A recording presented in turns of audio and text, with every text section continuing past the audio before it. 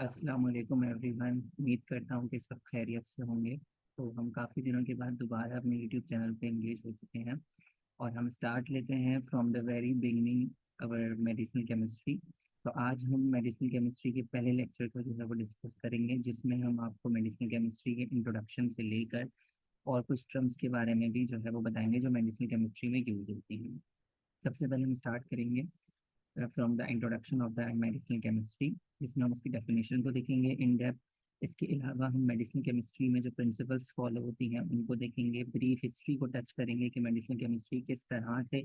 जो है वो एक फील्ड के तौर पर जो है वो उभर के आई। इसके अलावा हम मेडिसिनल केमिस्ट्री की इंपॉर्टेंस को देखेंगे कि भाई मेडिसिनल केमिस्ट्री की क्या इंपॉर्टेंस है। इसके अलावा हम फिर ड्रग मॉलिक्यूल और कुछ टर्म्स के बारे में पढ़ेंगे कि ड्रग मॉलिक्यूल क्या होता है, ड्रग डिस्कवरी क्या होती है, ड्रग डेवलपमेंट क्या होता है। इसके अलावा फिर हम ड्रग्स की डिफरेंट सोर्सेज को पढ़ेंगे कि ड्रग्स को हम किस तरह से क्लासिफाई करते हैं। तो स्टार्ट लेते हैं from the very beginning. Basically medicinal chemistry आपको नाम से ही जाहिर हो रहा है कि अब हम और ज़्यादा स्पेसिफिक हो गए। पहले हम 9 10 फर्स्ट ईयर सेकेंड ईयर तक केमिस्ट्री के बारे में पढ़ते थे, जिसमें हम जो है वो मैटर्स की स्टेट के बारे में पढ़ते थे, उनकी कॉम्पोजिशन, उनकी प्रॉपर्टीज़ और उनके केमिकल स्ट्रक्चर, उनके फंक्शनल ग्रुप्स के बारे में हम पढ़ के आ चुके हैं। लेकिन अब हम और ज़्यादा स्पेसिफिक हो गए, जिसमें अब हम मेडिसिन की केमिस्ट्री के बारे में जो है वो डील करेंगे कि मेडिसिन की केमिस्ट्री क्या है, किस तरह से एक मेडिसिन वाकई में मेडिसिन बनती है, कौन सी ऐसी चीज़ें हैं जो उसको मेडिसिन बनाती हैं, कौन से ऐसे फंक्शनल ग्रुप हैं, कौन से ऐसे केमिकल्स हैं जिनको हम रिएक्ट करवा के उस फंक्शनल ग्रुप्स को जोड़ते हैं, असेंबल करते हैं और एक मेडिसिन को जो है वो डिस्कवर या डिज़ाइन करते हैं, ताकि हम उसको एक स्पेसिफिक ट्रीटमेंट के तौर पर यूज़ कर सकें। तो हमने बेसिकली एक मेन कोर्स है फार्मेसी का, जो फोर्थ ईयर और फाइनल ईयर के स्टूडेंट्स जो है वो अपने सिलेबस में ये पढ़ते हैं और उनका मेन सब्जेक्ट है बेसिकली। तो हमने फ्रॉम द वेरी बिगनिंग जब हम फार्मेसी के अंदर एंटर हुए थे तो हमने फार्मेसी की डेफिनेशन ये पढ़ी थी कि pharmacy is an art and science of dosages from design. कि हम आर्ट के तौर पे भी जो है वो पढ़ते हैं और साइंस के तौर पे भी पढ़ते हैं। तो वो जो आर्ट वाला पार्ट है वो यहाँ पे रियलिटी में मेडिसिनल केमिस्ट्री में आपको दिखेगा कि हम किस तरह से कितनी खूबसूरती से एक मेडिसिन को डिज़ाइन करते हैं और जो हमारे केमिकल्स होते हैं, जो हमारे फंक्शनल ग्रुप्स होते हैं जो उसको मेडिसिन बनाने में मदद करते हैं, किस तरह से हम उसे असेंबल करते हैं एक स्पेसिफिक स्ट्रक्चर की फॉर्म में, ताकि हम उस मॉलिक्यूल को ट्रांसफॉर्म कर सकें लाइफ चेंजिंग रेमेडीज़ के अंदर। तो वो जो आर्ट वाला पार्ट है जिसमें हम ब्यूटीफुली असेंबल करते हैं डिफरेंट स्ट्रक्चर्स को, वो आपको मेडिसिन केमिस्ट्री के अंदर दिखने को मिलेगा और उसके सीक्रेट्स अब हम एक्सप्लोर करने के लिए जो है वो तैयार हो चुके हैं। और अब हम उस ओशियन के अंदर जो है वो एंटर होंगे और सीक्रेट्स ऑफ मेडिसिन केमिस्ट्री को डिस्कवर करेंगे और उसको एक्सप्लोर भी करेंगे। तो बेसिकली स्टार्ट लेते हैं from the very beginning. Basically medicinal chemistry का मेन कॉन्सेप्ट या मेडिसिनल केमिस्ट्री की जो फील्ड है बेसिकली वो डिस्कवरी और development of newer therapeutic agents के ऊपर जो है वो बेस करती है। अब सवाल ये पैदा होता है कि भाई न्यू थेरेपेटिक एजेंट्स का मतलब क्या है। न्यू थेरेपेटिक एजेंट्स का मतलब ये है कि हम जो हमारे डिजीज़ हैं, जो इमर्जिंग डिजीज़ हैं जिसमें इन्फेक्शियस डिजीज़ है, जैसे अभी कोविड आया था, तो कोविड के ऊपर भी जो है वो हमारे पास बहुत सारी जो है वो डिस्कवरीज होती चली गई और न्यू थेरेपेटिक एजेंट्स डिस्कवर की गई, जिसमें हमारे पास जो है वो रेमडेसिविर के नाम से आपको मेडिसिन जो है मार्केट में देखने को मिली। तो बेसिकली वो मेडिसिन किस तरह से मार्केट के अंदर आती है, उसकी डिस्कवरी किस तरह से होती है, किस तरह से उसको एक डोजेज फॉर्म के अंदर डेवलप किया जाता है, तो वो सारी चीज़ों के कॉन्सेप्ट हम इस फील्ड के अंदर जो है वो बेसिकली पढ़ेंगे। बेसिकली मेडिसिनल केमिस्ट्री की जो बुनियाद है वो डिस्कवरी और डेवलपमेंट ऑफ न्यू एजेंट्स पे जो है वो बेस करती है, ताकि हम डिजीज़ को ट्रीट कर सकें। अब जो न्यूअर एजेंट्स हैं वो आपको सिंथेटिकली भी प्रिपेयर हो सकते हैं, डिस्कवर हो सकते हैं, उनको डेवलप किया जा सकता है, या तो वो जो है वो नेचुरल सोर्स से जो है वो ऑब्टेन किए जा सकते हैं। मतलब ज़रूरी नहीं है कि सिर्फ हम नेचुरली अवेलेबल ड्रग्स पर ही काम करेंगे मेडिसिन केमिस्ट्री में। हम सिंथेटिक ओरिजिन से भी जो है वो डिफरेंट कंपाउंड्स को यूज़ करते हुए डिजीज़ को ट्रीट कर सकते हैं। वो हम जो है वो आगे पढ़ेंगे। उसके बाद जो है वो क्या कहते हैं, नेक्स्ट हमारे पास ये है कि सिंथेटिकल मॉलिक्यूल्स के ऊपर भी हम काम करेंगे। इसके अलावा मेडिसिन केमिस्ट्री एक मल्टी डिसिप्लिनरी जो है वो फील्ड है, जिसमें हमारे पास हम ऑर्गेनिक बेसिस के ऊपर भी काम करते हैं। जो हमारी नेचुरल सोर्सेज हैं उनके ज़रिए हम कंपाउंड्स को एक्सट्रैक्ट करते हैं, उनके स्ट्रक्चर एलुसिडेशन करते हैं, उनकी एक्टिविटी चेक करते हैं, उनकी टेस्टिंग करते हैं कि वो अप टू द मार्क है। तो एनालिटिकल का पार्ट भी इसके अंदर ऐड हो जाता है। इसके अलावा फिर हम उनकी इन विट्रो इन विवो ऐसे करते हैं जिसके जरिए हम पता लगाते हैं किस तरह से वो ड्रग्स जो है वो एक डिजायर्ड बायोलॉजिकल रिस्पॉन्स प्रोड्यूस कर रही हैं, किस पाथवे पे, किस टारगेट पे, किस रिसेप्टर पे काम करके जो है वो इनहिबिट कर रही हैं, उसको एक्साइट कर रही हैं या उसको एक्टिवेट कर रही हैं। तो इन सब चीज़ों को हम जो है वो मेडिसिनल केमिस्ट्री की ब्रांच के अंदर जो है वो बेसिकली थॉरली डिस्कस कर रहे होते हैं, यानी कि एक मेडिसिनल केमिस्ट जो है वो अदर डिसिप्लिन के साथ भी जो है वो अपना लिंक जो है वो शेयर कर रहा होता है। तो मेडिसिनल केमिस्ट्री बेसिकली एक पाइपलाइन है, एक ब्रिज है between the chemistry and the biology, कि हमने केमिस्ट्री की जितनी भी हमारे पास नॉलेज है उनको यूटिलाइज करके हमने एक ड्रग को जो है वो डिज़ाइन किया, उसको जो है वो फंक्शनल ग्रुप्स जो है वो उसको असाइन किए, उसको स्ट्रक्चरल फ्रेमवर्क दिया, ताकि वो जो है वो रिसेप्ट बायोलॉजिकली जाकर जब वो बायोलॉजिकल सिस्टम के अंदर जाए वो ड्रग, जब हम उसे एडमिनिस्टर करें तो वो उसको एक सिस्टम के अंदर जाने के बाद वो एक रिसेप्टर के अंदर जो अमाइनो एसिड्स हैं, जो एक स्पेस है, उसको किस तरह से वो ऑक्यूपाई करे और अपना एक बायोलॉजिकल रिस्पॉन्स जो है वो प्रोड्यूस करे, जो हमारे पास या तो किसी डिजीज की ट्रीटमेंट के फॉर्म में जो है वो हमें मिल सकता है। तो इस तरह से बेसिकली एक ये वास्ट फील्ड जो है वो है। तो यहाँ पर हम बेसिकली वो सारे कॉन्सेप्ट्स, जिस तरह से ड्रग जो है वो क्या कहते हैं डेवलप होती है, किस तरह से हम ड्रग को जो है वो फॉर्मुलेशन के अंदर लेके आते हैं, किस तरह से फॉर्मुलेशन में लाने के बाद उसकी टेस्टिंग की जाती है और फिर उसको जो है वो देखा जाता है कि किस तरह से वो रिसेप्टर से जो है वो बाइंड करिए, किस तरह से रिसेप्टर की पॉकेट के अंदर एक्टिव साइट के अंदर फिट हो रही है और अपने आप को जो है वो बॉन्डिंग बना के जो है वो डिजायर्ड बायोलॉजिकल रिस्पॉन्स प्रोड्यूस करिए। तो वो चीज़ें हम मेडिसिनल केमिस्ट्री के अंदर जो है वो थोड़ी इन डेप्थ जो है वो हम पढ़ेंगे। तो हमने आपको पहले ही बताया कि मेडिसिनल केमिस्ट्री जो है वो मल्टी डिसिप्लिनरी डोमेन है, कि हमारे पास डिफरेंट टाइप की फील्ड्स जो है वो इसके साथ इंटरेक्ट करती हैं और मेडिसिनल केमिस्ट्री जो है वो उनके साथ इंटरेक्ट करके जो है वो एक हमें एक जो है वो डिजायर्ड रिजल्ट जो है वो प्रोवाइड करती है। जिसमें हमारे पास सबसे पहले हम बात करें, क्योंकि मेडिसिनल केमिस्ट्री में खुद दो वर्ड से मिलकर बनी है, एक मेडिसिन और एक केमिस्ट्री। तो मेडिसिन बेसिकली क्या हो गई, मेडिसिन पार्ट ये बताता है कि हमें किस तरह से एक न्यू थेरेपेटिक एजेंट जो है वो डिज़ाइन करना है ताकि हम एक डिज़ायर्ड बायोलॉजिकल इफेक्ट जो है वो ऑब्टेन कर सकें। कि हमें किस तरह से हमने जो है वो फॉर सपोज सबसे पहले हमने क्या किया, सबसे पहले हमने जो है वो आइडेंटिफाई किया अपने जो है वो सोर्स को, कि भाई इस प्लांट के अंदर या इस स्पेसिफिक सोर्स के अंदर ये कॉन्स्टिट्यूएंट जो है वो मौजूद है और उन कॉन्स्टिट्यूएंट्स को हमने एक्सट्रैक्ट कर लिया। एक्सट्रैक्ट करने के बाद हमने उनकी स्ट्रक्चर इलूसिडेशन की। स्ट्रक्चर इलूसिडेशन के बाद हमने जो है वो उनकी एक्टिविटी चेक की कि भाई ये जो कंपाउंड्स हैं बेसिकली ये इतने ज़्यादा एफिकेशियस हैं, इनकी ये स्पेसिफिक एक्टिविटी है, और उसके बाद फिर हमने जो है वो उनको डेवलपमेंट की तरफ लेके गए। डेवलपमेंट में हमने क्या किया, उनकी फॉर्मुलेशन डिज़ाइन की। तो अब जो फॉर्मुलेशन डिज़ाइन होगी बेसिकली वो मेडिसिन और फार्मास्यूटिक्स की फील्ड में जो है वो नॉलेज को यूज़ करते हुए एक स्पेसिफिक डोजेज फॉर्म जो है वो हम डिज़ाइन करेंगे, और डोजेज फॉर्म को डिज़ाइन करने के बाद उसके सारे पैरामीटर्स को हम सेट करेंगे। फिर डोजेज फॉर्म डिज़ाइन करने के बाद जो है वो हम उसको इन विट्रो इन वीवो ऐसे परफॉर्म करेंगे, जिसमें हम ये देखेंगे किस तरह से वो लिविंग प्रोटोप्लाज्म के ऊपर जाके जो है वो स्पेसिफिक टारगेट के साथ इंटरेक्ट कर रही है और किस तरह से एक फिजियोलॉजिकल चेंज जो है वो प्रोड्यूस कर रही है। तो उसके लिए बेसिकली हमारे पास फिजियोलॉजी का बैकग्राउंड होना बहुत ज़रूरी है। और फिर मॉलिक्यूलर बायोलॉजी में हम ये चेक करेंगे कि किस तरह से वो ड्रग जो है वो सेलुलर लेवल पे पहुंच रही है, मॉलिक्यूलर लेवल पे पहुंच रही है, सब सेलुलर लेवल पे पहुंच रही है, किस तरह से वो किस टाइप का जो है वो इफेक्ट प्रोड्यूस कर रही है रिसेप्टर से बाइंड होने के बाद, कि वो एगोनिस्ट इफेक्ट प्रोड्यूस कर रही है, एंटागोनिस्ट इफेक्ट प्रोड्यूस कर रही है, या इनवर्स एगोनिस्ट इफेक्ट प्रोड्यूस करिए। तो वहाँ पर हमारे पास मॉलिक्यूलर बायोलॉजी भी जो है वो मेडिसिनल केमिस्ट्री से इंटरेक्ट कर जाती है। इसके बाद में हमें देखना है कि अगर वो स्पेसिफिक पाथवे को जो है वो स्टॉप करिए, किसी भी पाथवे में जाकर किसी एक सबस्ट्रेट के साथ कॉम्पीट करिए एंजाइम के साथ, तो वहाँ पर बेसिकली बायोकेमिस्ट्री की नॉलेज जो है वो इन्वॉल्व हो जाती है। और बायोकेमिस्ट्री की नॉलेज वहाँ पर भी इन्वॉल्व होती है कि जब ड्रग मेटाबोलाइज होती है और उसके मेटाबोलाइट्स बनते हैं, तो किस तरह से वो मेटाबोलाइज हो रही है, किस पाथवे को फॉलो करते हुए वो मेटाबोलाइज हो रही है, और किस तरह के उसके मेटाबोलाइट्स बन रहे हैं, और किस तरह से वो एक्सक्रीट आउट हो रहे हैं बॉडी से। तो ये सब चीज़ें जो है वो हम बायोकेमिस्ट्री के डोमेन में जो है वो पढ़ेंगे, जो मेडिसिनल केमिस्ट्री के साथ इंटरेक्ट करेगी। और केमिस्ट्री में हमने आपको पहले ही बताया कि हम इस तरह से जो है वो आर्ट का जो पार्ट है बेसिकली वो केमिस्ट्री का पार्ट है, कि इस तरह से हम फंक्शनल ग्रुप्स को असेंबल करें और एक जो है वो थेराप्यूटिक को डिज़ाइन करें, एक ड्रग को डिज़ाइन करें, और ताकि वो जो है वो एक मेडिसिन के तौर पर यूज़ की जा सके डिजीज़ की जो है वो ट्रीटमेंट के लिए। तो ये सारी हमारे पास फील्ड्स कंबाइन होकर मेडिसिनल केमिस्ट्री का जो है वो कोर बनाती हैं, और इस तरह से हमारे पास एक new therapeutic agent, efficacious agent जो है वो मार्केट में आता है और उसको हम डिजीज़ की ट्रीटमेंट के अंदर यूज़ कर रहे हैं। तो अब हम बात करते हैं basically definition of medicinal chemistry. देखिए मेडिसिनल केमिस्ट्री है क्या, अब इसमें हम जो है वो स्टेप वाइज चलेंगे।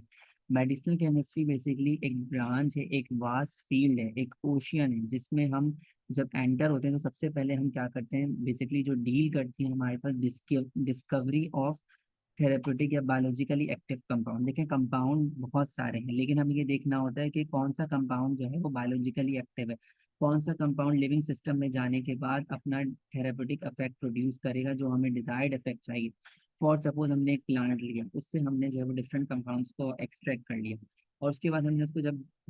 उसके बाद जब हमने उसको लिविंग सिस्टम पे टेस्ट किया तो हमें पता चला कुछ ऐसे कंपाउंड थे जो डिजायर्ड इफेक्ट प्रोड्यूस करे थे, जो बायोलॉजिकली एक्टिव थे, कुछ ऐसे कंपाउंड थे जो डिजायर्ड इफेक्ट प्रोड्यूस नहीं कर रहे थे। तो हमें मेन काम क्या होता है हमारा, हमें जो है वो डिस्कवर करना होता है कि कौन सी सोर्स से हम कहाँ से वो कंपाउंड्स को जो है वो आइसोलेट करेंगे, और फिर उसके बाद समटाइम्स हम क्या कर रहे होते हैं, डिजाइन कर रहे होते हैं खुद से कंपाउंड। तो डिस्कवरी एंड डिजाइनिंग दोनों जो है वो क्या कहते हैं,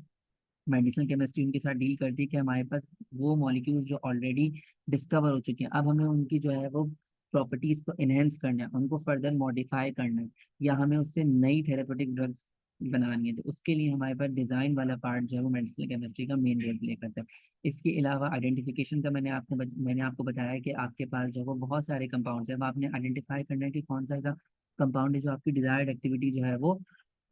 शो करेगा। तो आइडेंटिफिकेशन भी बहुत इंपॉर्टेंट है, क्योंकि बहुत सी ऐसी ड्रग्स होती हैं जो कि आपके पास स्टीरियो स्पेसिफिक फॉर्म में ही जो है वो अपना इफेक्ट प्रोड्यूस करेगी, उनका आर आइसोमर एक्टिवेट होता है as compare to the S isomer. तो प्रॉपर आइडेंटिफिकेशन ऑफ आइसोमर भी बहुत इंपॉर्टेंट होती है, जो हम आगे जाके डिस्कस करेंगे आगे के लेक्चर्स के अंदर। इसके अलावा डेवलपमेंट में भी बहुत इंपॉर्टेंट रोल प्ले करती है आपके पास, और प्रिपरेशन में भी बहुत इंपॉर्टेंट रोल प्ले करती है कि हमने कंपाउंड को आइसोलेट कर लिया, कंपाउंड को एक्सट्रैक्ट कर लिया, कंपाउंड की स्ट्रक्चर इलुसिडेशन कर ली, उसको डिजाइन भी कर लिया, अब हम उसको किस तरह से एक डोजेज फॉर्म के अंदर लेके आएंगे, किस तरह से हम उसको जो है वो अपने लीड कंपाउंड को, लीड मॉलिक्यूल को डोजेज फॉर्म के अंदर लेके आएंगे, और उसको फिर जो है वो प्री क्लिनिकल और क्लिनिकल स्टडीज पे लेके आएंगे, किस तरह से उसको डेवलप करेंगे एक फॉर्मुलेशन के अंदर, और उसको प्रिपेयर करेंगे एक फॉर्मुलेशन के अंदर। तो ये भी जो है वो मेडिसिनल केमिस्ट्री के डोमेन के अंदर आता है,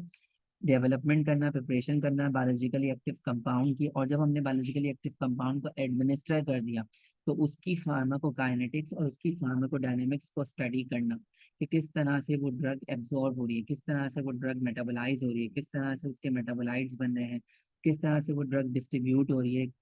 कितनी उसकी प्रोटीन बाइंडिंग है, इसके अलावा जो है वो मेटाबोलाइज हो रही है, किस तरह से एलिमिनेट हो रही है, और जो है वो किस तरह से जो है वो डिस्ट्रीब्यूट हो रही है बॉडी के अंदर, तो उसकी फार्माकोकाइनेटिक प्रॉपर्टीज को डिस्कस करना, और जो है वो क्या कहते हैं उसके मैकेनिज्म ऑफ एक्शन को इंटरप्रिटेट करना है, किस तरह से जब ड्रग एब्जॉर्ब हो गई, डिस्ट्रीब्यूट हो गई, अपने टारगेट ऑर्गन पे पहुंच गई, तो किस तरह से वो रिसेप्टर से बाइंड कर रही है, किस बॉन्डिंग से बाइंड कर रही है, कौन से फंक्शन ग्रुप्स इन्वॉल्व है ड्रग के उस स्पेसिफिक स्पेस में फिट होने के लिए, और जो है वो उसके साथ एक बॉन्ड बनाने के लिए, और इस 3D स्पेस के अंदर जो है वो फिक्स होने के लिए, और किस टाइप की बॉन्डिंग अवेलेबल है, इधर हाइड्रोजन बॉन्डिंग अवेलेबल है, वैंडरवॉल फोर्सेस अवेलेबल है, पाई पाई इंटरेक्शन अवेलेबल है। तो वो सारी मैकेनिज्म ऑफ एक्शन की इंटरप्रिटेशन करना मॉलिक्यूलर लेवल पे या सब सेलुलर लेवल पे या सेलुलर लेवल पे, और उसके जरिए फिर हमारे पास स्ट्रक्चर एक्टिविटी रिलेशनशिप को कंस्ट्रक्ट करना। स्ट्रक्चर एक्टिविटी रिलेशनशिप एक ब्रॉडर टर्म है जो हम हर मेडिसिन केमिस्ट्री के बेसिकली डोमेन में हम बहुत पढ़ेंगे। हर क्लास ऑफ ड्रग का अपना एक स्ट्रक्चर एक्टिविटी रिलेशनशिप होता है कि वो कौन से ग्रुप्स या वो कौन से फंक्शनल ग्रुप्स हैं, या कौन सा केमिकल एंटाइटीज हैं, या कौन से फंक्शनल ग्रुप्स हैं उस मॉलिक्यूल के अंदर जो उस पूरे मेडिसिन की एक्टिविटी के लिए रिस्पॉन्सिबल है आपके पास। तो उनकी कंस्ट्रक्शन करना, उनको स्टडी करना, ये सब चीज़ें जो है वो मेडिसिनल केमिस्ट्री के डोमेन में आती हैं। अच्छा, अब मेडिसिनल केमिस्ट्री में जब हम काम कर रहे होते, जब हम किसी भी ड्रग के ऊपर काम कर रहे थे, तो इसके एक स्टेजेस हैं, 3 स्टेजेस हैं। सबसे पहले हमारे पास उस ड्रग की डिस्कवरी, कि हम उस ड्रग को डिस्कवर करें कि हमारे पास उन टारगेट मॉलिक्यूल्स को जो है वो आइडेंटिफाई करना जो कि आपके पास थेरेप्यूटिक इफेक्ट प्रोड्यूस करेंगे, उनकी सोर्स को डिटरमाइन करना, उनको एक्सट्रैक्ट करना, उनको इलूसिडेट करना, वो सब डिस्कवरी के अंदर आता है। फिर उन मॉलिक्यूल्स को अपनी डिजायर्ड फीचर्स के लिए, अपनी डिजायर्ड प्रॉपर्टीज के लिए जो है वो ऑप्टिमाइज करना। ऑप्टिमाइजेशन का मतलब ये होता है कि हम उसको जो है वो टेलर कर रहे हैं बेसिकली। अपने फीचर्स के हिसाब से, अपनी प्रॉपर्टी, अपने क्राइटेरिया की बेसिस के ऊपर उसको जो है वो फिल्टर आउट कर रहे हैं, उसको ऑप्टिमाइज कर रहे हैं, उसको टेलर कर रहे हैं मेडिसिन की। और फिर थर्ड स्टेप आता है कि जब हमने उस ड्रग को मॉडिफाई कर लिया, फिर हम उसको जो है वो डोजेज फॉर्म के प्रोसीजर पे लेके जाते हैं कि हम उसको फॉर्मुलेट करते हैं for pre clinical and clinical studies. तो ये तीनों स्टेजेस जो है वो बेसिकली हमारे पास मेडिसिन केमिस्ट्री के डोमेन में जो है वो आ रहे हैं। अब हम स्टार्ट करते हैं बेसिकली मेडिसिन केमिस्ट्री की जो है वो हिस्ट्री के बारे में। पहले भी हमारे पास जो भी, जब हम हिस्ट्री के डोमेन के अंदर बात करते हैं तो हमारे पास हम स्टार्ट करते हैं फ्रॉम द वेरी बिगनिंग। तो अर्लीस्ट एराज के अंदर बेसिकली आपके पास रैंडम सैम्पलिंग के जरिए जो है वो ड्रग्स को जो है वो इस्तेमाल किया जाता है। ड्रग्स को पर्सनल ऑब्जर्वेंस की बेसिस के ऊपर, मतलब एसिडोंटल एविडेंस के ऊपर या पर्सनल ऑब्जर्वेंस की बेसिस के ऊपर, या जो है वो क्या कहते हैं ट्रेडिशनल बेसिस के ऊपर जो है वो ड्रग्स को इस्तेमाल किया जाता है। और ये ड्रग्स का इस्तेमाल जो है वो सेंचुरी से होता हुआ आ रहा था, जिसमें प्रोमिनेंट ड्रग्स जो थी बेसिकली ओपियम, बेलाडोना, एफिड्रा को इस्तेमाल किया जा रहा था। इसके अलावा हम अगर डिफरेंट कंट्रीज की सिविलाइजेशंस को देखें, जिसमें चाइना है, इजिप्ट है, इंडिया है, और दूसरी हमारे पास कंट्रीज की सिविलाइजेशन है, उसके अंदर जो है वो बेसिकली आपके पास ड्रग्स का इस्तेमाल होता था। एनिमल ड्रग्स का, प्लांट ड्रग्स का, और मिनरल्स का भी इस्तेमाल होता था। इसके अलावा फिर जैसे जैसे जो है वो तरक्की होती गई, तो 18th सेंचुरी की बिगनिंग के अंदर जो है वो अल्कलॉइड्स, जो एक स्पेसिफिक क्लास ऑफ ड्रग्स है, उनको जो है वो बेसिकली आपके पास आइसोलेट किया गया और उनको इस्तेमाल किया जाने लगा, जिसमें मॉर्फिन अल्कलॉइड्स को इस्तेमाल किया। मॉर्फिन एक अल्कलॉइड था जो कि आपके पास जो है वो पेन किलर के तौर पे इस्तेमाल किया जाता था। इसके अलावा जो है वो क्यूनिन, जो कि एंटी मलेरियल ड्रग के तौर पे जो है वो इस्तेमाल किया जाता है चाइनीज मेडिसिन के तौर पर। इसके अलावा एट्रोपिन को जो इस्तेमाल किया जाता था बेसिकली आपके पास एज एन एंटी कोलिनर्जिक के तौर पर, एज ए मेडिसिन के तौर पर उनको इस्तेमाल किया जाने लगा। फिर आपके पास सिंथेटिक केमिस्ट्री का जो है वो दौर स्टार्ट हुआ, जिसमें आपके पास यूरिया की सिंथेसिस की गई 1820 के अंदर। एसिटिक एसिड को जो है वो सिंथेसाइज किया गया। तो यहाँ से आपके पास सिंथेटिक केमिस्ट्री का जो है वो रोल जो है वो स्टार्ट हो गया। उसके बाद फिर 1860s के अंदर बेसिकली आपके पास जो हमारे नेचुरल कंपाउंड्स थे, उनसे जो है वो बेसिकली सेमी सिंथेटिक प्रोसीजर्स जो है वो अप्लाई किए गए, और सेमी सिंथेटिकली कंपाउंड्स को जो है वो अ, बनाया गया, या तो कंप्लीटली तौर पे जो है वो कंपाउंड को सिंथेसाइज किया गया। जैसे हमारे पास हमें एग्जांपल मिलती है कि हमने कोकेन से, जो कि आपके पास जो है वो एथ्रोलॉक्सोन कोका के लीव से जो है वो बेसिकली हमारे पास ऐसे आइसोलेट हुआ था, उससे हमने जो है वो बेंजोकेन, जो कि एक लोकल एनेस्थेटिक ड्रग्स को जो है वो हमने क्या किया, सेमी सिंथेटिकली जो है वो डिजाइन किया। इसके अलावा विलो बार्क से सैलिसाइलिन जो है वो बेसिकली आइसोलेट किया, और उससे फिर हमने जो है वो एक पेन किलर मेडिसिन को जो है वो बनाया, जिसका नाम जो है वो एस्प्रिन है। इसके अलावा 1869 के अंदर जो है वो क्रम ब्राउन और फेसर ने अपनी थ्योरी जो है वो बेसिकली प्रपोज की। उन्होंने इस थ्योरी में बताया कि आपके पास जो है वो स्पेसिफिक सिग्नलिंग पाथवे जो है वो बॉडी के अंदर होते हैं, जो कि रिस्पॉन्स प्रोड्यूस करने के लिए बहुत इंपॉर्टेंट रोल जो है वो प्लेस करते हैं। इसके बाद आपके पास इलरिच साहब ने जो है वो अपनी साइड चेन थ्योरी जो है वो प्रपोज की, जिसमें उन्होंने ये बात बताई कि बॉडी के अंदर अगर कोई फॉरेन पार्टिकल या कोई इन्वेडर आता है, तो बॉडी का जो इम्यून सिस्टम होता है बेसिकली वो साइड चेन्स प्रोड्यूस करता है, और जो है वो क्या कहते हैं अपने आप को जो है वो प्रोटेक्ट करता है। और जो एक्सेस में साइड चेंज होती हैं बेसिकली वो एंटीबॉडीज के तौर पर जो है वो क्या कहते हैं रोल प्ले करती हैं। इसके अलावा उन्होंने जो है वो मैजिक बुलेट कॉन्सेप्ट का भी जो है वो मैजिक बुलेट कॉन्सेप्ट भी दिया, कि अगर हम कोई एक स्पेसिफिक ड्रग जो है वो बनाएंगे, तो वो अपने स्पेसिफिक टारगेट पे जाके जो है वो काम करेगी, और जो है वो सेलेक्टिवली जो है वो आपके पास इफेक्ट जो है वो प्रोड्यूस करेगी। इसके अलावा उन्होंने कीमोथेरेपी के अंदर भी अपना रोल जो है वो प्ले किया। और इसके बाद फिर फिशर साहब ने जो है वो लॉक एंड की मॉडल जो है वो क्या कहते हैं आपके पास प्रपोज किया, जिसने मेडिसिन केमिस्ट्री के अंदर ड्रग डिजाइनिंग को बहुत सपोर्ट किया, कि आपके पास हर एक टारगेट के ऊपर एक स्पेसिफिक लॉक होता है और उसकी एक स्पेसिफिक की होती है। जिस तरह से आपके पास की जो है वो लॉक खोलने में मदद करती है, इसी तरह से जो है वो जो लॉक के ऊपर जो स्पेसिफिक ओरिएंटेशन है अमीनो एसिड्स की, वो जो है वो रिस्पॉन्सिबल है एंजाइम। जैसे हमने एंजाइम की बात की कि उस पर जो स्पेसिफिक ओरिएंटेशन मौजूद है अमीनो एसिड्स की एक्टिव साइट्स के ऊपर, वो जो है वो बेसिकली स्पेसिफिक बॉन्डिंग इन बनाने के लिए रिस्पॉन्सिबल है विद सबस्ट्रेट। इसी तरह से बिल्कुल एक ड्रग जो है उसके अंदर जो आपके पास डिफरेंट टाइप के फंक्शन ग्रुप मौजूद हैं, वो जो है वो क्या कहते हैं आपके पास स्पेसिफिक जो है वो रिसेप्टर से बाइंडिंग जो है वो शो करेंगे। तो बेसिकली कि लॉक एंड की मॉडल जो उन्होंने प्रपोज किया। उसके बाद फर्दर आगे जो है वो हमारे पास और तरक्की हुई, और हमारे पास जो है वो क्या कहते हैं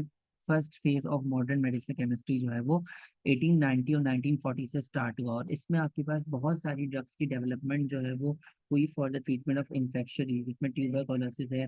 पर्टुसिस है, मीजल्स है, इन सब की जो है वो बेसिकली आपके पास जो है वो क्या कहते हैं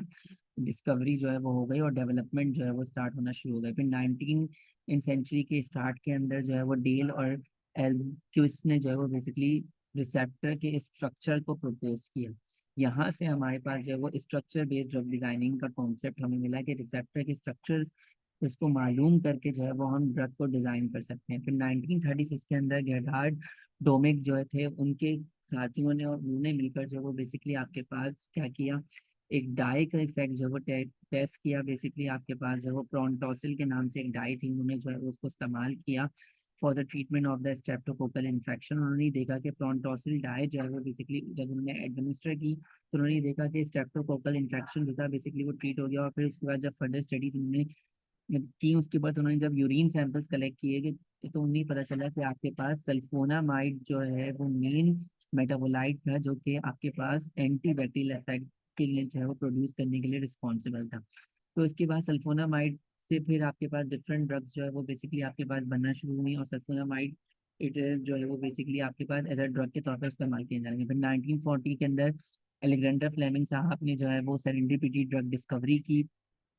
और एक्सीडेंटली उन्होंने जब वो पेनिसिलिन को डिस्कवर किया। और पेनिसिलिन के डिस्कवर होने के बाद फिर तो जो है वो क्या कहते हैं एक बहुत बड़ा जो है वो चेंज आया बेसिकली, और वहाँ पर फिर डिफरेंट माइक्रो ऑर्गेनिजम्स को स्क्रीन किया जाने लगा, और लार्ज नंबर ऑफ एंटीबायोटिक्स को जो है वो प्रिपेयर किया जाने लगा from that bacterial and fungal sources. और फिर उसके बाद जो है वो प्रोटियोटिपिकल स्ट्रक्चर जो है वो एंटीबायोटिक्स की क्लास का जो है वो डिस्कवर हुआ, और डिफरेंट एंटीबायोटिक्स को जो है वो बेसिकली आपके पास डिस्कवर किया गया। और फिर मिड 19 सेंचुरीज के अंदर जो है वो different therapeutic classes of drug जो है वो इंट्रोड्यूस हुई और इन्वेंट की गई, जिसमें आपके पास कॉर्टिकोस्टेरॉइड्स आई, एनाल्जेसिक आई, एनेस्थेटिक ड्रग्स आई। ये सारी ड्रग्स जो है वो क्या कहते हैं आपके पास मार्केट के अंदर जो है वो अवेलेबल हो गई थी। फिर 1960 के अंदर हमने ये देखा कि आपके पास एक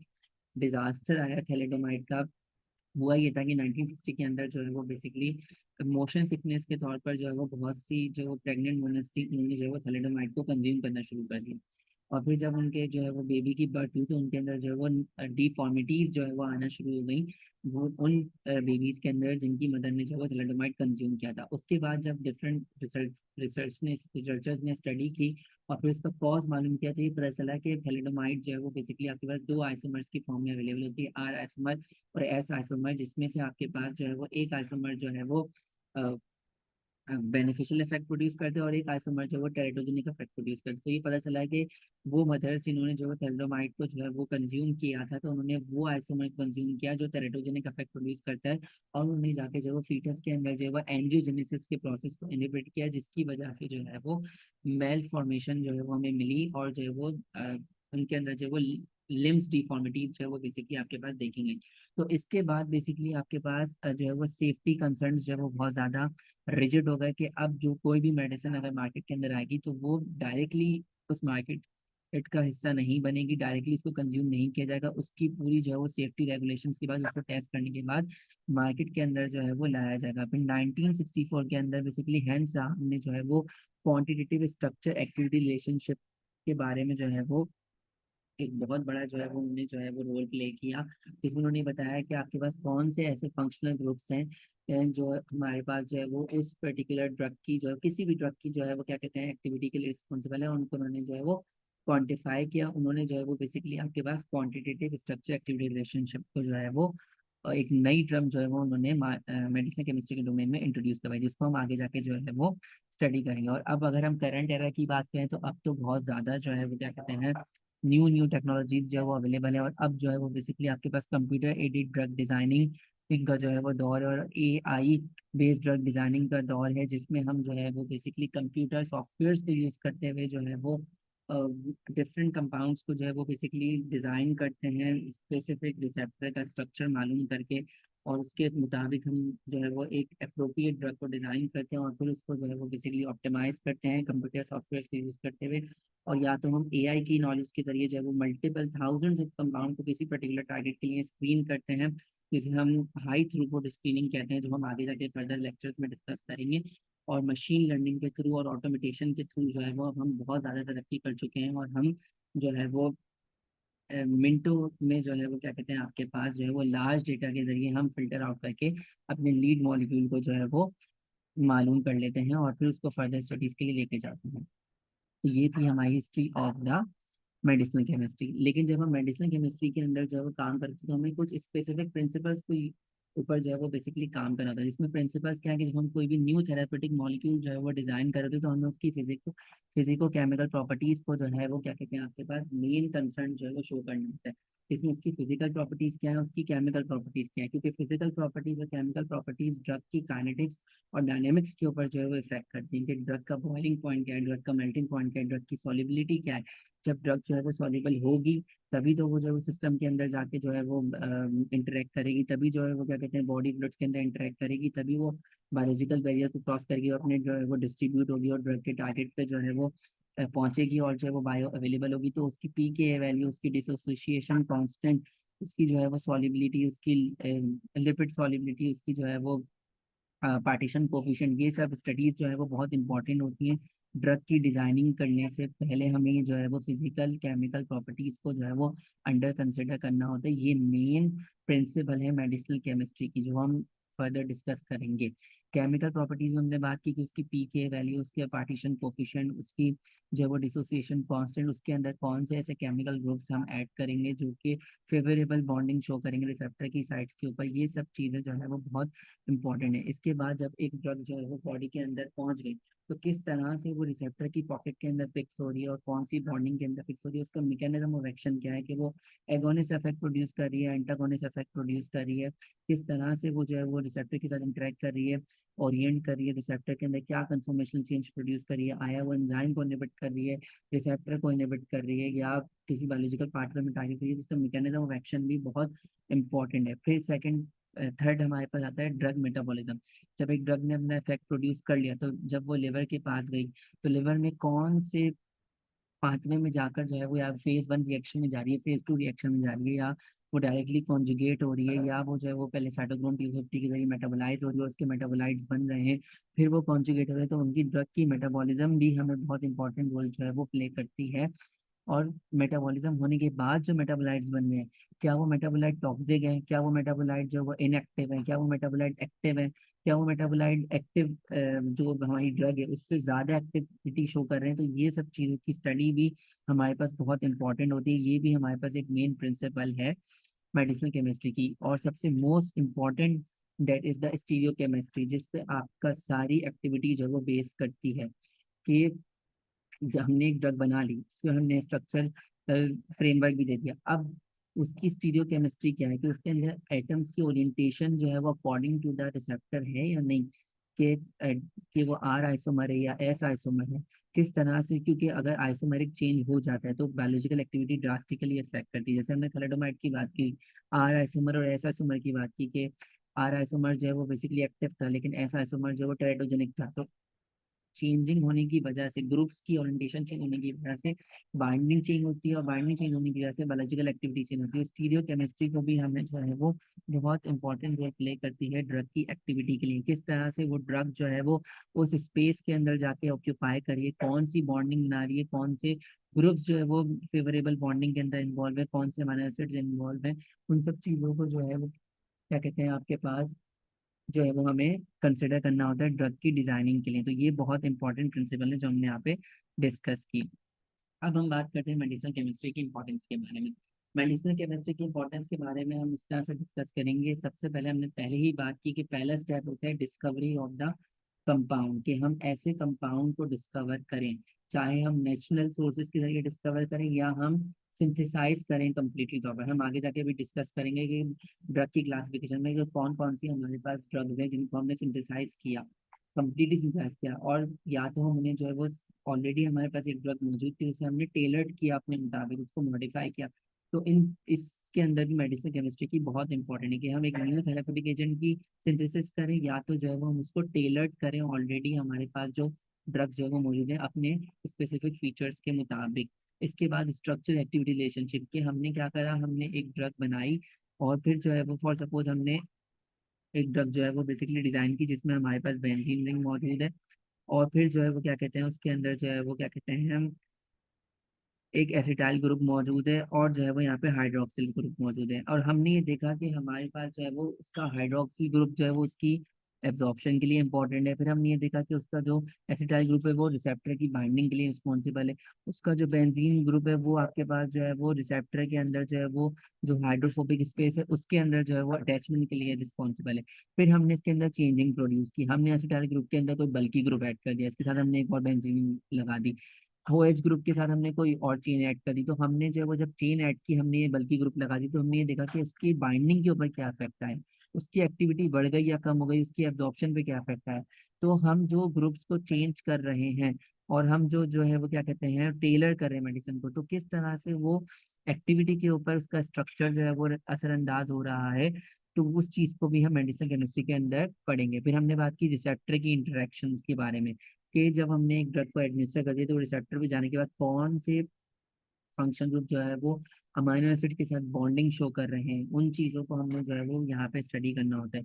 कौन सा ऐसा कोर स्ट्रक्चर है पूरी जो जो हमने क्लासेस ऑफ ड्रग बनाई, कि फॉर सपोज हमने पेनिसिलिन बनाई। अब पेनिसिलिन में मल्टीपल ड्रग्स हैं, एम्पिसिलिन है, मॉक्सिसिलिन है, इसके अलावा हमारे पास जो है वो क्या कहते हैं पेरिसिलिन है, कार्बेनिसिलिन है। तो वो कौन सा कोर स्ट्रक्चर है उन सारी ड्रग्स के अंदर जो कि आपके पास जो है वो रिसेप्टर से बाइंडिंग के लिए जो रिस्पॉन्सिबल है, उसकी एक्टिविटी रिस्पॉन्सिबल है। फिर फार्माकोकाइनेटिक प्रॉपर्टीज के बारे में बात की, एब्जॉर्प्शन, डिस्ट्रीब्यूशन, मेटाबॉलिज्म, एलिमिनेशन। फिर फार्माकोडायनामिक, किस तरह से एक drug mechanism of action perform कर रही है। इसके अलावा हमारे पास मेडिसिन केमिस्ट्री की ये भी इंपॉर्टेंस है कि कोई ड्रग जिसकी टॉक्सिसिटी बहुत ज्यादा है, तो हम उसको ऑप्टिमाइज करते हैं, उसकी टॉक्सिसिटी को रिड्यूस करते हैं, उसमें से वो फंक्शन ग्रुप रिमूव कर देते हैं जो उसके टॉक्सिक इफेक्ट प्रोड्यूस करने के लिए रिस्पॉन्सिबल है। जिसमें हम आगे जाके भी हम पढ़ेंगे कि बहुत सी ऐसी ड्रग्स हैं जिसमें साइनाइड ग्रुप मौजूद है, अमाइनो ग्रुप बहुत ज्यादा मौजूद होते हैं, सल्फर ग्रुप मौजूद है जो कि उसकी टॉक्सिसिटी के लिए रिस्पॉन्सिबल है। तो उन ग्रुप्स को हम रिमूव कर कर जो है वो उस कंपाउंड को लेस टॉक्सिक बनाए और थेरेपेटिकली डिजायरेबल बनाए। इसके अलावा समटाइम्स हमें अपनी ईल्ड को भी इम्प्रूव करना होता है, कि हम प्रोसेस के अंदर कौन सी ऐसी चेंजिंग लेकर आए जिसके जरिए हम अपनी कंपाउंड की जो ईल्ड है, जो अमाउंट ऑफ कंपाउंड है, उसको जो है वो इम्प्रूव कर सकें, ताकि हम जो है वो ज़्यादा से ज़्यादा प्रोडक्टिविटी को इम्प्रूव कर सकें। फिर हमें अपने कंपाउंड को सेलेक्टिव बनाना है, क्योंकि हमने पहले ही बात की कि अगर compound stereo chemically specifically Orient होगा तभी वो जो है वो बेसिकली सेलेक्टिव होगा, क्योंकि सेलेक्टिविटी बहुत इंपॉर्टेंट है। अगर ड्रग नॉन सेलेक्टिव होगी तो वो साइड इफेक्ट बहुत ज्यादा देगी। जिस तरह से हमने एंटी कैंसर ड्रग्स होती हैं वो नॉन सेलेक्टिव होती हैं, कि वो नॉर्मल सेल्स को भी किल कर देती हैं और हमारे पास डिजीज सेल्स को भी किल कर रही होती है, कैंसर सेल्स को भी किल कर रही होती है। तो हमें स्पेसिफिक ड्रग इसलिए बनाई जाती है, सिलेक्टिव ड्रग इसलिए बनाई जाती है ताकि वो जो है वो लेस साइड इफेक्ट प्रोड्यूस करे। और समटाइम्स हमें अपनी ड्रग को पोटेंट बनाना होता है। तो यहाँ पर हमारे पास जो है वो इन सारी चीज़ों को अचीव करने के लिए मेडिसिनल केमिस्ट्री की इंपॉर्टेंस बहुत इम्पोर्टेंट, मेडिसिनल केमिस्ट्री की जो सब्जेक्ट है वो बहुत इंपॉर्टेंट रोल जो है वो प्ले करती है। फिर हमारे पास जो है वो डिफरेंट टर्म्स आती हैं जिसके जो हमें अंडरस्टैंड करना बहुत इंपॉर्टेंट है, क्योंकि हमने पहले भी हमने जो है वो क्या कहते हैं अपनी जो है वो डेफिनेशन में पढ़ा कि डिस्कवरी की हमने टर्म पढ़ी, डेवलपमेंट की हमने टर्म पढ़ी, डिजाइनिंग की टर्म पढ़ी। तो ये सारी टर्म्स यहाँ पे मेंशन है और उनका डिफरेंसेस आप जब इनको रीड करेंगे तो आपको जो है वो बेसिकली यहाँ से जो है वो उनका डिफरेंसेस पता चल जाएगा। सबसे पहले हम ड्रग मॉलिक्यूल की बात करें। ड्रग मॉलिक्यूल का मतलब ये होता है कि एक ऐसा केमिकल, एक ऐसा सब्सटेंस जो कि आपके पास या तो किसी भी ओरिजिन को लिविंग ऑर्गेनिज्म से मिले, प्लांट से मिले, एनिमल से मिले, माइक्रो ऑर्गेनिज्म से मिले, या आपके पास मेटल हो, या आपके पास जो है वो मिनरल हो, तो वो जो जो सब्सटेंस जो कि आपके पास लिविंग प्रोटोप्लाज्म के अंदर जो है वो इंटरेक्ट करके एक चेंज प्रोड्यूस करे, तो वो मॉलिक्यूल जो है वो बेसिकली क्या कहलाएगा, ड्रग मॉलिक्यूल कहलाएगा। या वो मॉलिक्यूल जिसके अंदर एक या एक से ज्यादा जो है वो फंक्शनल ग्रुप्स मौजूद हों, या आपके पास जो है वो एक स्पेसिफिक स्ट्रक्चरल फ्रेमवर्क में मौजूद हो, स्पेसिफिक ओरिएंटेशन में मौजूद हो, जो उसे अलाउ करे इस सब्सटेंस को कि वो रिसेप्टर से बाइंड करे और चेंज प्रोड्यूस करे, तो वो जो सब्सटेंस होगा बेसिकली वो क्या कहलाएगा, ड्रग मॉलिक्यूल। फिर हम ड्रग डिस्कवरी की बात करते हैं। ड्रग डिस्कवरी बोले या ड्रग इन्वेंशन बोले, यानी कि हमारे पास थाउजेंड ऑफ कंपाउंड में से हमने क्या किया, एक न्यू केमिकल एंटाइटी को आइडेंटिफाई किया, और उस केमिकल एंटाइटी को आइडेंटिफाई किया जो कि एक पॉजिटिव थेरेपेटिक रिस्पॉन्स जो वो प्रोड्यूस करता है, तो वो हमारी क्या होगी, ड्रग डिस्कवरी होगी। फिर ड्रग डेवलपमेंट, क्या करेंगे हम ड्रग डेवलपमेंट में, हम उसकी एनालिसिस करेंगे, जो हमने कंपाउंड न्यू कंपाउंड जो है वो डिस्कवर किया है, इन्वेंट किया है, उसकी टेस्टिंग, ताकि हम जो चेक कर सकें कि वो कंपाउंड सेफ है, वो कंपाउंड एफिकेशियस है। किस तरह से पता चलेगा? जब हम उसे एडमिनिस्टर करेंगे डिफरेंट सब्जेक्ट्स के अंदर, एनिमल्स के अंदर जो प्री क्लिनिकल टेस्टिंग आती है, ह्यूमंस के अंदर जो कि आपके पास क्लिनिकल टेस्टिंग आती है, उसको डिफरेंट डोजेज फॉर्म में फॉर्मुलेट करके डिफरेंट डोजेस पे देकर, तो वो सारी चीज़ें, उसकी टेस्टिंग, उसकी सेफ्टी, उसकी एफिकेसी को मालूम करना, उसकी एडमिनिस्ट्रेशन करना, उसको फॉर्मुलेट करना डिफरेंट डोजेज फॉर्म के अंदर, वो सब चीज़ें किस में आती है? ड्रग डेवलपमेंट में। फिर हमारे पास आती है drug designing. Drug designing basically एक एफर्ट है जिसके जरिए हम जो है वो, जो हम एफर्ट करते हैं एक न्यू ड्रग को जो है वो बेसिकली डेवलप करने के लिए, एग्जिस्टिंग ड्रग्स जो हमारे पास मौजूद है उनकी मॉलिक्यूलर मॉडिफिकेशन करके, उनके अंदर ग्रुप्स को ऐड करके, उनके अंदर ग्रुप्स को चेंज करके, उनके अंदर ग्रुप्स को मार्क्स करके, ऑप्टिमाइज करके, उसको ड्रग को टेलर करके अपने लीड कंपाउंड जो ड्रग ऑलरेडी मौजूद है उसके फार्माकोफोर को रिटेन करते हुए, उसके जो डिफरेंट फ्लेक्सिबल साइड्स हैं उसके अंदर जो है वो फंक्शन ग्रुप्स को जो है वो चेंज करके, उसको ऑप्टिमाइज करके, टेलर करके, ताकि हम अपने डिजायर्ड फीचर की ड्रग को ऑप्टेन कर सके। तो ये जो चीज आएगी बेसिकली वो ड्रग डिजाइनिंग के अंदर आएगी। अब हम ड्रग मॉलिक्यूल्स की बात करते हैं कि ड्रग मॉलिक्यूल्स कहाँ कहाँ से किस तरह से हम क्लासिफाई कर सकते हैं। ड्रग मॉलिक्यूल्स को उनके ओरिजिन के जरिए क्लासिफाई कर सकते हैं, या तो ड्रग मॉलिक्यूल नेचुरल ओरिजिन हो, सेमी सिंथेटिक ओरिजिन हो, सिंथेटिक ओरिजिन हो, या बायोसिंथेटिक हो, या उनको मेडिसिनल यूजेस की बेसिस पे क्लासिफाई कर सकते हैं, या तो वो ड्रग्स जो है वो बेसिकली फार्माकोडायनेमिक एजेंट्स के तौर पर इस्तेमाल हो, फिजियोलॉजिकल एनवायरनमेंट में जाके इंटरेक्ट करें, जिसमें हमारे पास जो एनर्जेसिक हो, एंटी हाइपरटेंसिव हो, एंटी डायबिटिक्स हो, या तो वो जो है वो कीमोथेरेपेटिक एजेंट के तौर पर इस्तेमाल हो, या तो वो जो है वो बेसिकली क्या करें, किसी भी चीज़ को किल करने के लिए इस्तेमाल हो, बेसिकली पैथोलॉजिकल स्टेट को इरेडिकेट करने के लिए इस्तेमाल हो, तो वो कीमोथेरेपेटिक एजेंट्स कहलाएंगे। इसके अलावा टाइप ऑफ डिजीज के तौर पर भी जो हम उसके बेसिस के ऊपर भी ड्रग मॉलिक्यूल क्लासिफाई कर सकते हैं, या तो वो इन्फेक्शियस डिजीज की ट्रीटमेंट में इस्तेमाल हो, नॉन इन्फेक्शियस डिजीज की ट्रीटमेंट में इस्तेमाल हो, या तो वो नॉन डिजीज स्टेट के अंदर जो है वो इस्तेमाल हो। और दूसरे क्राइटेरिया की बेसिस के ऊपर भी हम ड्रग मॉलिक्यूल को क्लासिफाई कर सकते हैं कि ड्रग का साइज क्या है, कि ड्रग मैक्रो मॉलिक्यूल है, जैसे एंटीबॉडीज होती हैं, जैसे आपके पास इम्यूनोलॉजिकल्स होते हैं, कि उनका साइज जो है 500 डेल्टॉन से बड़ा है, 600 डेल्टॉन से बड़ा है। तो ड्रग की साइज की बेसिस के ऊपर भी हम क्लासिफाई करते हैं, जिसमें स्मॉल मॉलिक्यूल थेरापेटिक्स आते हैं, जिसमें एंटीबॉडीज आती हैं। इसके अलावा ड्रग की स्टेट के ऊपर, कि ड्रग की फिजिकल स्टेट क्या है, क्या है वो सॉलिड है, आया है वो लिक्विड है, आया है वो गैस है। ड्रग के मोड ऑफ एक्शन के ऊपर, कि वो कहाँ जाके जो है वो अपने इफेक्ट प्रोड्यूस कर रही है, एगोनिस्ट इफेक्ट प्रोड्यूस कर रही है, एंटागोनिस्ट इफेक्ट प्रोड्यूस कर रही है, इनवर्स एगोनिस्ट इफेक्ट प्रोड्यूस कर रही है, ये सब आपने टर्म फार्माकोलॉजी में पढ़ी हुई होंगी। उसके केमिकल स्ट्रक्चर की बेसिस के ऊपर भी हम ड्रग को क्लासिफाई कर सकते हैं, और बॉन्डिंग की बेसिस के ऊपर भी ड्रग को क्लासिफाई कर सकते हैं। अब सबसे पहले हमारे पास origin of the drug molecule की बेसिस के ऊपर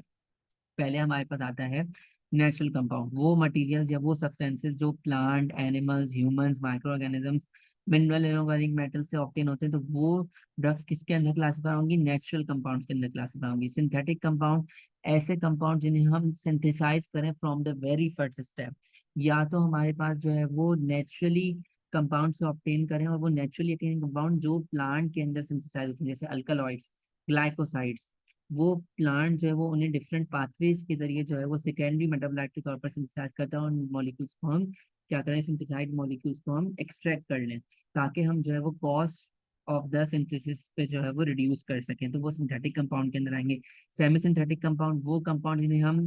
प्योरली सिंथेसाइज भी ना कर सकें, और उन्हें जो है वो नेचुरल सोर्सेज से आइसोलेट भी ना कर सकें, यानी कि वो बीच में आते हैं, कि हमने जो है वो एक कंपाउंड जो कि सिंथेसाइज हुआ हुआ था, उससे हमने उसकी मॉडिफिकेशन की, और उसको जो है वो बेसिकली एक नया कंपाउंड हमने जो है वो आइसोलेट कर लिया।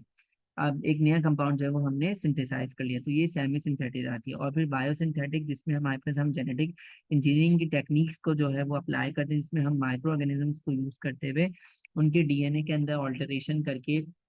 हम जो है वो डिफरेंट थेरेपेटिक कंपाउंड्स को जो है वो आइसोलेट कर सकते हैं। ये सब की एग्जांपल्स हैं, जिसमें हमारे पास प्लांट की है। प्लांट में हम देखते हैं कि हमारे पास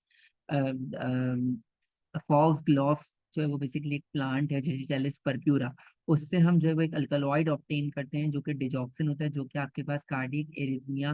के अंदर जो है वो अपना रोल प्ले करता है, तो वो यहाँ से ऑप्टेन होता है। मॉर्फिन, जो कि ओपीएम पॉपी के जो है वो कैप्सूल्स के ऑप्टेन होता है, उसका जो आपके पास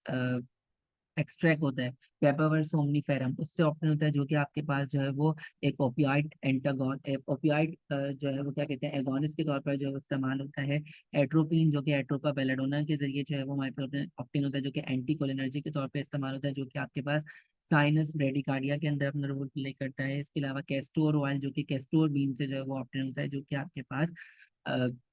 best source of fatty acids है। इसके अलावा एनिमल में देखें तो हम एनिमल्स के जरिए जो है वो उनके डिफरेंट ऑर्गन्स के जरिए जो है वो हम डिफरेंट कंपाउंड्स को जो है वो आइसोलेट करते हैं, जिसमें हमारे पास थायराइड हार्मोन जो है वो ऑब्टेन होता है। इसके अलावा हमारे पास हेपेरिन जो कि एंटी कोगुलेंट के तौर पर इस्तेमाल होता है। कॉड लिवर,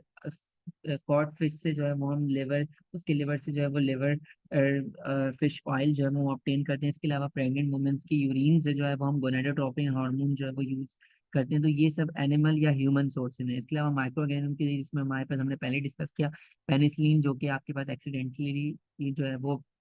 आपके पास पेनिसिलियम क्राइसोजेनम जो बैक्टीरिया जो फंगस था उससे जो है वो बेसिकली आपके पास ऑब्टेन हुई थी। इसके अलावा स्ट्रेप्टोमाइसिन जो कि स्ट्रेप्टोमाइस बैक्टीरिया से ऑप्टेन होती है। बैसिलस की स्पीशीज से बैसिट्रिट हम एंटीबायोटिक ऑप्टेन करते हैं। तो माइक्रो ऑर्गेनिज्म से जो ड्रग्स ऑप्टेन हुई उनकी एग्जांपल्स हैं। इसके अलावा मिनरल ड्रग्स भी हम बहुत इस्तेमाल करते हैं। मैग्नीशियम सल्फेट जो कि एंटी अरिथमिक के तौर पर इस्तेमाल होती है। इसके अलावा सोडियम हम भी जो है वो हम इस्तेमाल करते हैं। इसके अलावा आपके पास आयोडीन जो कि थायराइड एट ग्लैंड के अंदर इस्तेमाल किया जाता है, डायग्नोस्टिक के तौर पर भी इस्तेमाल किया जाता है, और थायराइड ग्लैंड की ट्रीटमेंट जो बीमारियां होती हैं उसकी ट्रीटमेंट में इस्तेमाल किया जाता है। लिथियम हमको एज अ हम इस्तेमाल करते हैं for anti for anti manic के तौर पर हम इस्तेमाल करते हैं। कैल्शियम को हम इस्तेमाल करते हैं फॉर बोन्स की स्ट्रेंथनिंग के लिए। तो ये सब आपके पास एग्जांपल्स हैं वो ड्रग्स की जो नेचुरल सोर्सेज से ऑब्टेन होती हैं। फिर हमारे पास वो ड्रग जो कि सिंथेटिकली जो है वो आपके पास बनाई गई, जिसमें हमारे पास जो है वो सेमी सिंथेटिक ओरिजिन से ऑब्टेन, जिसमें हमने बात की एमोक्सिसिलिन जिसको पेनिसिलिन से बनाया गया, एम्पिसिलिन जिसको एमोक्सिसिलिन से बनाया गया, डॉक्सीसाइक्लिन जो टेट्रासाइक्लिन से जो है वो बनाई गई। तो ये सेमी सिंथेटिकली बनाई गई, जो ना तो ऑप्टी नेचुरल सोर्सेज से ऑप्टेन हुई ना तो फुली सिंथेसाइज हुई। जिसमें हमने नेचुरल से ही सिंथेसाइज किया, या तो पहले से ड्रग मौजूद थी उसको हमने क्या किया, उसको हमने थोड़ी बहुत चेंजिंग करके एक नया कंपाउंड जो है वो बना लिया। फुली सिंथेसिस में क्या किया हमने, from the very first step हमने जो है वो कंपाउंड को सिंथेसाइज किया, जिसमें सल्फोनामाइड एंटीबायोटिक्स थी, जिसमें हमने जब वो फ्रंटोसिल डाई से जो है वो उसको हमने जब उसकी जब वो ब्रेक डाउन की उसको डिग्रेड किया, तो हमारे पास क्या हुआ, सल्फोनामाइड एंटीबायोटिक जो है वो हमारे पास बनी। फिर सल्फोनामाइड एंटीबायोटिक से हमने डिफरेंट एंड जो है वो एंटीबायोटिक्स बनाना शुरू कर दी। प्रोकेन जो कि एक एनेस्थेटिक ड्रग है, उसको हमने जो है वो स्टार्टिंग मटीरियल्स को कंबाइन किया। टेम्सलोसिन जो कि आपके पास एक बिनाइन प्रोस्टेट हाइपरप्लेजिया में इस्तेमाल होती है, अल्फा एडिनर्जिक एंटागोनिस्ट है, उसको हमने जो है वो प्योरली हम उसको सिंथेसाइज करते हैं डिफरेंट मटीरियल्स को जो है वो स्टार्ट करके सिंथेसाइज करके, जिसमें हम जो है वो सल्फोमाइल ग्रुप को यूज करते हैं, और जो है वो बेसिकली हम acetic acid phenoxy acetic acid को कंबाइन करते हैं, और फिर हमारे पास जो है वो टेंसिलोसिन जो है वो प्रोड्यूस होती है, सिंथेसाइज करते हैं केमिकल रिएक्शन से। बायोसिंथेटिक में जैसे मैंने आपको बताया कि हम जो है वो बायोसिंथेटिकली जो है वो बैक्टीरिया के डीएनए को ऑल्टर करते हैं, या हम ह्यूमन के डीएनए को भी ऑल्टर कर देते हैं, या हमारे पास प्रोकेन है, या हमारे बोवाइन के डीएनए को हमने ऑल्टर करते हैं, और वहां से हम डिफरेंट थेराप्यूटिक्स को जो है वो ऑब्टेन कर लेते हैं। जिसमें हमारे पास बोवाइन के डीएनए में जब हमने जो है वो स्पेसिफिक डीएनए को इंसर्ट किया, उसके जो है वो पार्ट को इंसर्ट किया, और वहां से फिर हमने जो है वो क्या किया, वहां से हमने जो है वो सोमेटोट्रोपिन हार्मोन को आइसोलेट कर लिया। एरिथ्रोपोइटिन को हमने ह्यूमन के डीएनए के जब हमने रिकॉम्बिनेंट डीएनए टेक्निक अप्लाई की, और वहां से हमने जो है वो एरिथ्रोपोइटिन को ऑब्टेन कर लिया। ई कोलाई के डीएनए के अंदर जब हमने रिकॉम्बिनेंट टेक्निक अप्लाई की, तो वहां से हमने इंसुलिन को जो है वो ऑब्टेन कर लिया। तो ये बायोसिंथेटिक की जो है वो क्या है एग्जाम्पल्स हैं। इसके अलावा हमारे पास मेडिसिनल यूसेज की बेसिस पे मैंने बताया फार्माकोडायनेमिक एजेंट्स होते हैं और कीमोथेरापेटिक एजेंट्स होते हैं। फार्माकोडायनेमिक एजेंट्स वो ड्रग्स जो कि different physiological function of the body पे जाके एक्ट करें, जिसमें हमारे पास एनेस्थेटिक एजेंट्स आते हैं, हिप्नोटिक आते हैं, कि हमारे पास ब्रेन के ऊपर जाके स्पेसिफिक रिसेप्टर्स पे बाइंड करें, और वहां पे जाके उन रिसेप्टर्स को जो है वो इफेक्ट करें। जैसे गाबा रिसेप्टर्स के ऊपर जो ड्रग्स एक्टिवेट करती हैं वो सिडेटिव और हिप्नोटिक इफेक्ट प्रोड्यूस करती हैं। ग्लाइसिन रिसेप्टर्स पे जो ड्रग काम करती हैं वो हिप्नोटिक और सिडेटिव इफेक्ट प्रोड्यूस करती हैं।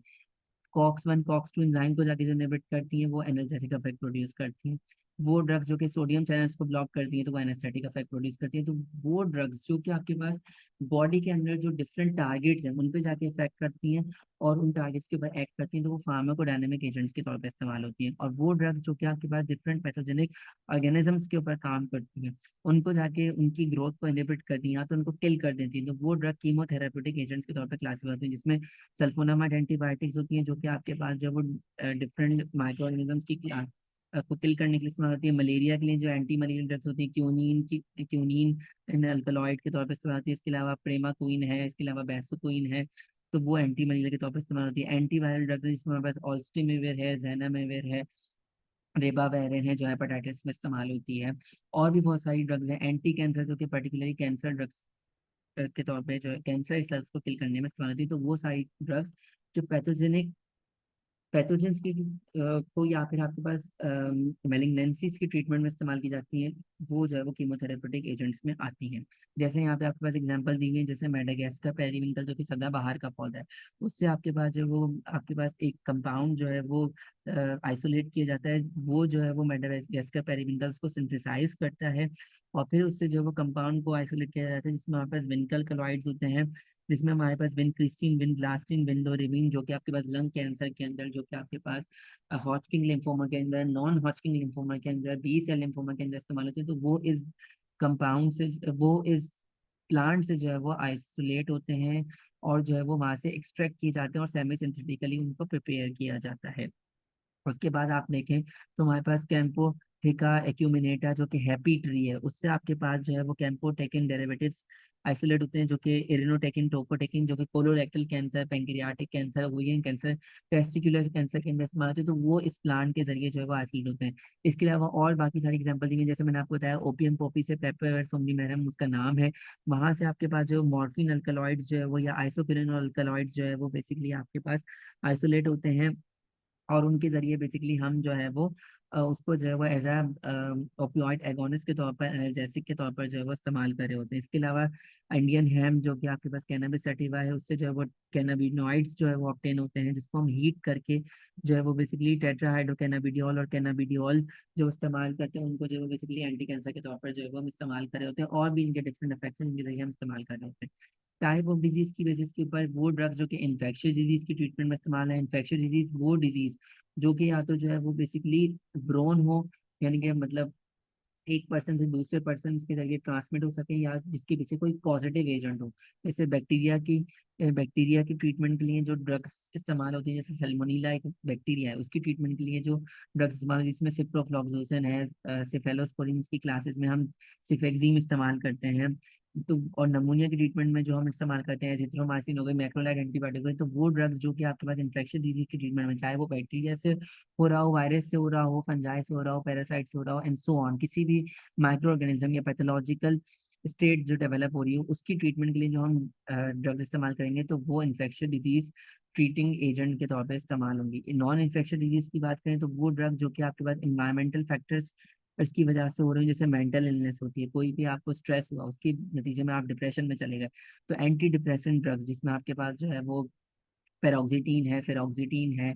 और इसके अलावा वेलनाफिक्सीन है, डेसवेलनाफिक्सीन है, इसके अलावा जो है वो स्ट्रेटिलीन है, इसके अलावा सेटलग्राम है, इसके अलावा एंजाइटी की कंडीशन में जो ड्रग दी जा रही होती है बेंजोडाइजेपिन है। और जो है वो डिफरेंट टाइप की ड्रग्स हैं मेंटल इलनेस के लिए, जो शिजोफ्रेनिया में जो ड्रग्स इस्तेमाल की जा रही होती हैं, और जो है वो बेसिकली आपके पास कंडीशन इस्तेमाल की जाती है। तो वो ड्रग्स जो कि जेनेटिक मेलफॉर्मेशन की ट्रीटमेंट में इस्तेमाल है, जैसे हीमोफीलिया में हाइड्रोक्सी यूरिया इस्तेमाल की जाती है, हार्ट डिजीज के अंदर, डायबिटीज के अंदर, कैंसर की ट्रीटमेंट के अंदर जो ड्रग्स इस्तेमाल की जा रही थी, तो वो ड्रग्स जो है वो नॉन इन्फेक्शियस डिजीज में क्लासीफाई होंगी। ओल्ड एज की वजह से जो बीमारी होती है, जैसे स्टमक अल्सर, ओल्ड एज में स्टमक इश्यूज बहुत ज्यादा होती है, जो राइजेक ओमिपेराजोल दी जाती है, सिमिटेडीन जो दी जा रही होती है आर्थराइटिस की कंडीशन में, जिसमें रिमेटॉइड फैक्टर बढ़ जाता है, ये बॉडी का अपना इम्यून सिस्टम जो है वो खुद ही ओवर एक्टिवेट हो जाता है। तो जिसमें कोई पॉजिटिव एजेंट ना हो, लेकिन बॉडी के अपने अंदर कोई चेंज आए या इन्वायरमेंटल फैक्टर की वजह से कोई चेंज आए, तो स्ट्रेस की वजह से जो चेंज आए, तो उसकी ट्रीटमेंट के लिए जो ड्रग्स इस्तेमाल होंगी तो वो नॉन इन्फेक्शियस डिजीज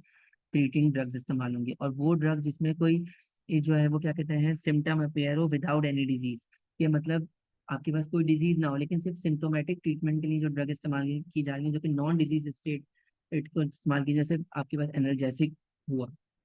मतलब जैसे आपके पास कोई पेन हुआ, तो पेन की ट्रीटमेंट में जो हम ड्रग इस्तेमाल करेंगे तो वो एनाल्जेसिक। वॉमिटिंग जो कि एक सिम्टम है, वॉमिटिंग आए किसी को, तो वॉमिटिंग को रोकने के लिए, एसिडिटी को रोकने के लिए जो ड्रग इस्तेमाल की जा रही है, तो वो नॉन डिजीज ट्रीटमेंट में, मतलब कोई डिजीज ना हो लेकिन सिम्टम अपेयर हो रहा हो। जैसे कॉन्ट्रासेप्टिव ड्रग जो कि बर्ड स्टॉपिंग पिल्स होती हैं, एनेस्थेसिया जिसमें हमें कुछ टाइम तक पेशेंट को जो है वो अनकॉन्शियस करना होता है ताकि हम सर्जरी जो है वो परफॉर्म कर सकें। तो ये सारी ड्रग्स जो है वो हमने यहाँ पे पढ़ी कि ड्रग को हम इस तरह से भी क्लासीफाई कर सकते हैं। अदर क्राइटेरिया के मुताबिक ड्रग को हम फिजिकल स्टेट के मुताबिक भी क्लासीफाई कर सकते हैं कि ड्रग सॉलिड है जैसे एस्पिरिन, टेंसिलोसिन या कैपोटीन, या ड्रग लिक्विड है जैसे इथेनॉल, लिडोकेन, जितनी भी इंजेक्टेबल ड्रग्स हैं जो आपके पास जो है वो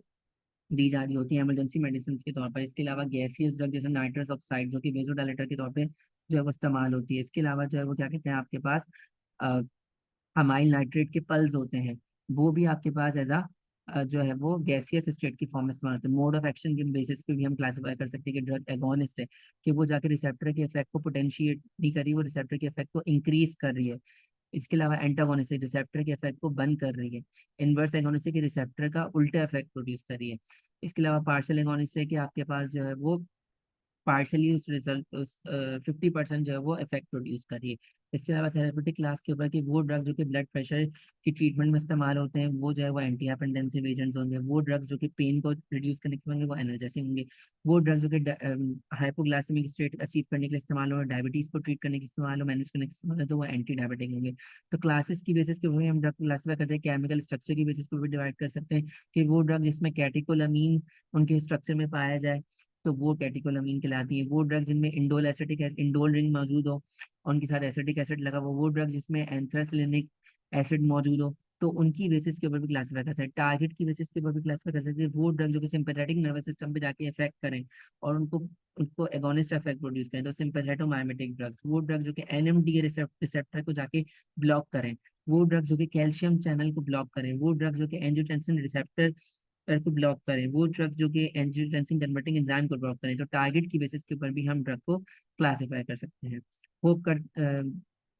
इंशाल्लाह आपको जो है वो बेसिकली ये लेक्चर समझ में आया होगा। थैंक यू सो मच आपके टाइम के लिए। सब्सक्राइब कीजिएगा, चैनल को लाइक कीजिएगा और फॉलो कीजिएगा और शेयर कीजिएगा। उम्मीद करता हूँ आप लोगों को लेक्चर बहुत अच्छा समझ में आया होगा। आगे भी हम जो है वो